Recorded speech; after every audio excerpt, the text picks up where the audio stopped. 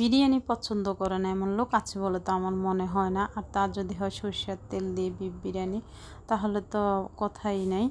আর ঝড় বৃষ্টির দিনে বিরিয়ানি, খিচুড়ি, কাচ্চি এগুলো আসলে সবাই একটু বেশিই খায়। তো আসসালামু আলাইকুম, হ্যালো এভরিওয়ান, সবাই কেমন আছেন? আজকে আমরা সরিষার তেল দিয়ে খুব সহজ রেসিপিতে গরু মাংস দিয়ে বিরিয়ানি রান্না করব। এইভাবে বিরিয়ানি রান্না করলে কিন্তু খুবই মজার হয়, আমার বাসার সবাই খুবই পছন্দ করে। তো আমি এখানে গরু মাংস নিচ্ছি, গরু মাংসটাকে আমি পানি জড়িয়ে রাখছি।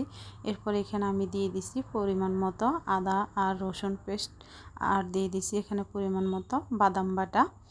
একবার হলো এইভাবে রান্না করবেন। আমরা সবাই তো রান্না জানি, কম বেশি রান্না করি, কিন্তু এক একজনের রান্নার ধরন এক এক রকম। আর ভিন্ন ভিন্নভাবে রান্না করলে কিন্তু এক এক সময় এক এক রকম স্বাদ আসে। তো আমি এরপরে দিয়ে দিছি টক দই, তারপরে দিয়েছি পেঁয়াজ বেরেস্তা, লবণ, আর এখানে আমি দিয়ে দিছি বিরিয়ানি মশলা, সাথে তেজপাতা, দারচিনি, এলাচ, লং, এগুলো সব কিছু দিয়ে আমি এখন এখানে দিয়ে দিছি পরিমাণ মতো সরিষার তেল। সরিষার তেলের খাবারটা এমনিতে মজা হয়, আর আমার বাসায় এমনিতে সরিষার তেলই খাওয়া হয়, অন্য তেল এলাও না, সেজন্য আমি সব কিছু সরিষার তেল দিয়ে রান্না করি। এখন কেউ যদি কিছু মনে করেন তাহলে কিছু করার নাই। আর সরিষার তেল দিয়ে একবার হলো ট্রাই করবেন, খুবই মজার হয় সরিষার তেল দিয়ে রান্না করলে। তো এগুলাকে আমি এখন হাতের মাধ্যমে ভালো করে মেরিনেট করে নিব। মেরিনেট করা থেকে কিন্তু মেরিনেট করা হাতে মাখানো যে খাবারগুলো আছে, যে রান্নাগুলো আছে, ওগুলো কিন্তু অনেক মজা হয়। তো আমি 5 মিনিটের মতো ধরে ভালো করে হাতে মাখছি যেন মশলাগুলো মাংসের গায়ে ভালো করে লেগে যায়। তো আমার মাখানো হয়ে গেছে। মাখানোর পরে আমি এটাকে ঢাকনা দিয়ে কিছুক্ষণ রেস্টে রাখি দিব। 30 মিনিটের মতো আমি রেস্টে রাখছি। আপনার হাতে সময় থাকলে আরও বেশিক্ষণও রাখতে পারেন, আর যদি হাতে সময় না থাকে তাহলে সাথে সাথে রান্না করে নেবেন। রেস্টে রাখার পর আমি এটাকে এখন আবার একটু নাড়াচাড়া দিয়ে নিলাম। দেওয়ার পর আমি এখানে লিকুইড দুধ দিয়ে দিচ্ছি, এখানে আর কোনো পানি দেব না। একবার হলো এভাবে ট্রাই করবেন, খুবই মজার হয়। তো দুধটা দিয়ে আমি আবার এটাকে ভালো করে নেড়ে ছেড়ে দিচ্ছি। গরু মাংস থেকে এমনি পানি বের হয়, তার উপর একটু পানি তো বের হবে, আর আমি একটু লিকুইড দুধ দিয়ে দিছি। এরপর আমি এখন ডেকে এটাকে রান্না করব। এই তো দেখতে পাচ্ছেন আমি 30 মিনিটের মতো রান্না করছি। এতে কিন্তু আমার মাংসগুলো হয়ে গেছে।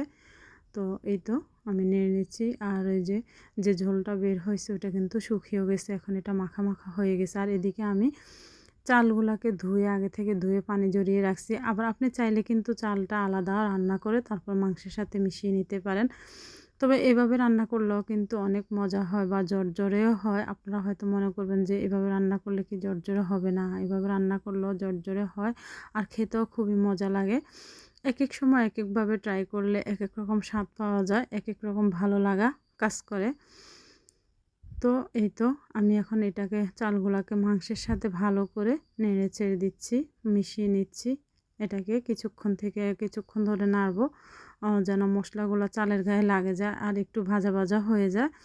তো নাড়ানো যখন হয়ে গেছে তখন আমি এটার মধ্যে দিয়ে দিছি গরম পানি, আর দিয়ে দিছি আস্ত কিছু কাঁচামরিচ। কাঁচামরিচটা দেওয়ার কারণে খুবই সুন্দর একটা ফ্লেভার আসবে। আর বিরিয়ানির মধ্যে কাঁচামরিচ তো দিতে হয়, এটা না বলার কিছু না। এখন আমি ঢাকনা দিয়ে আবার কিছুক্ষণ রান্না করব। এই তো কিছুক্ষণ রান্না করার পর আমার বিরিয়ানিটা হয়ে গেছে। এখন আমি একটু নেড়ে দিব। এটা আরেকটু হবে, কিন্তু এখন একটু নেড়ে দিব। এটাতে আর কিন্তু কোনো পানি দিতে হবে না, কোনো কিছুই দিতে হবে না। একটু নেড়ে ছেড়ে দিব। এখন আমি ভালো করে উপর নিচ করে দিব, মাংসগুলোর সাথে চালগুলা মিশিয়ে দেব।